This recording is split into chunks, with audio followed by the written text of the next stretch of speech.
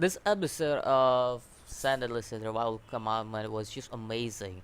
Like from the animation, artwork, and storyboard perspective, everything in this episode was just amazing. Like it was good in like every single aspect of this episode.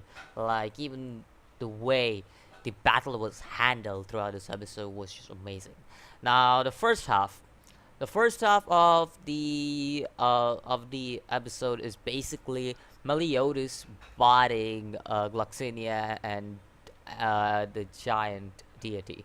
So yeah, that was pretty much the first half of the episode, and then what happens in the first half is basically uh, uh, the giant deity. I forgot his name again, but uh, he basically what he does is that he he kind of traps everybody, which gives an advantage one of the people who I assume is from Leonis to teleport to the Leonis castle. So it kind of gives him an advantage, and he teleports everyone to Leonis castle, leaving only Meliodas to fight them, because at this point Meliodas is the only person who can fight them at this point currently, as of right now. Not like maybe in future, other than Meliodas Escanor, but Escanor's weakness is that at night he can't fight. Like he legit, because like he's weak, like he's very weak at night. He can't do anything at night. So like until sunrise, Escanor can't do anything because Escanor could body these people, and we all know that. So like until sunlight, Escanor is not capable of doing anything.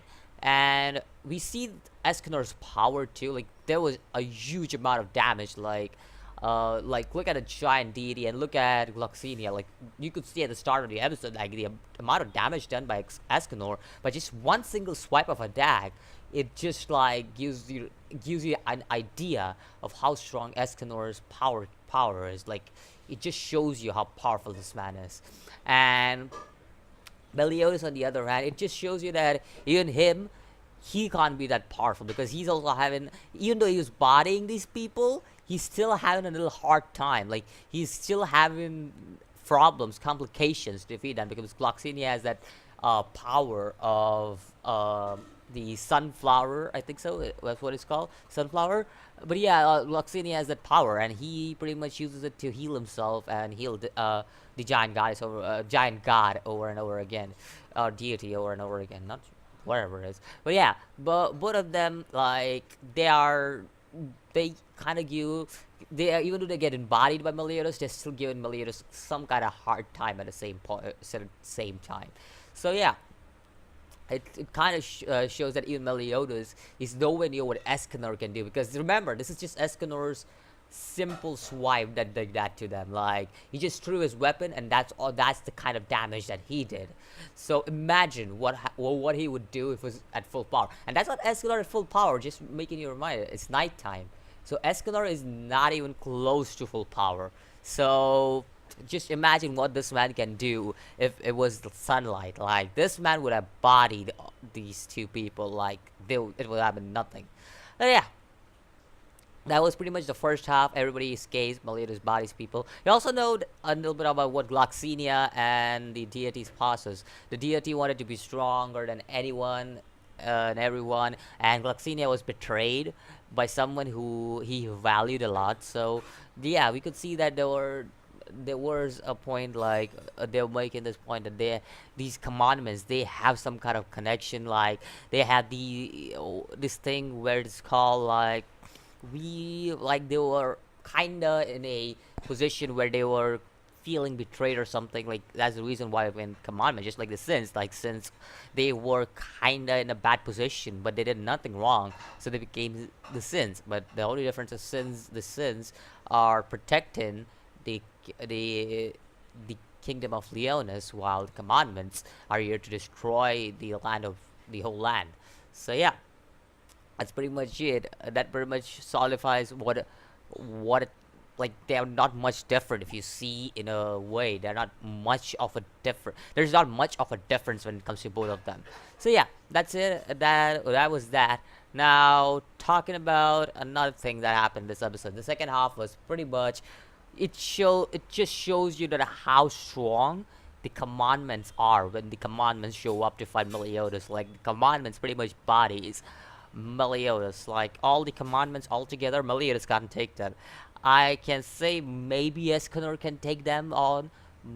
I think so. Escanor can take them on, considering his power is just enormous. So I think so he could take him on, but I don't think so. Meliodas could, even if he tried right now. As of right now, his power is just too low. Like he is not even close to what he could do. So yeah, it kind of shows like Meliodas is in bad shape. Like he isn't as powerful as all the 10 commandments to take them all on at the same time. You see that Meliodas also gets cursed, so he cannot leave the place.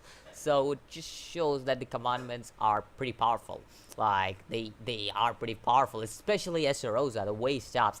Now there's a reason why the Esterosa stops it, and I'm not gonna spoil anything, but I'm just gonna give you a hint. Like it has to do something with love for only anime only. So there you go. So it has to do something with love. That's the only hint I'm gonna give. But yeah, that's the reason why Esterosa can stop Meliodas. Like he's like Esterosa. If you see at him, he's powerful, but he isn't like damn powerful or anything. But he hasn't. His commandment is the reason why he's OP. And I'm not saying what the commandment is. I just gave you a hint for that. Anyways, talking about the uh end of the episode, like revenge counter, Esterosa stops it. That's pretty much it. The end of the episode.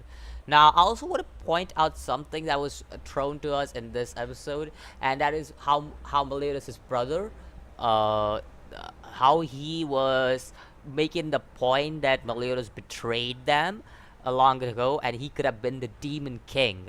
So it just shows like what kind of past Meliodas has. So it just shows what Meliodas is capable of doing. Like what Meliodas could have been in the past, because they say he could have been the Demon King. So it just shows there's something that Meliodas had up his sleeve to be a Demon King. So, and they also say that Meliodas, Gloxinia, and the deity had defeated the Demon King together. So, kind of shows what Meliodas is capable of doing. Now, I want to talk about the next week's episode. Meliodas seems to be killed off, through what I see. If not my mistake, but it seems like Meliodas is killed off. Bond seems to be fighting the commandments. So does Elizabeth. It looks like they are the only ones who are out there. I don't know about the others. Maybe Thunder and all the other maybe there. But yeah, let me know what you think about this episode of Seven Deadly Sins. And I'll see you in the next video. As always, peace.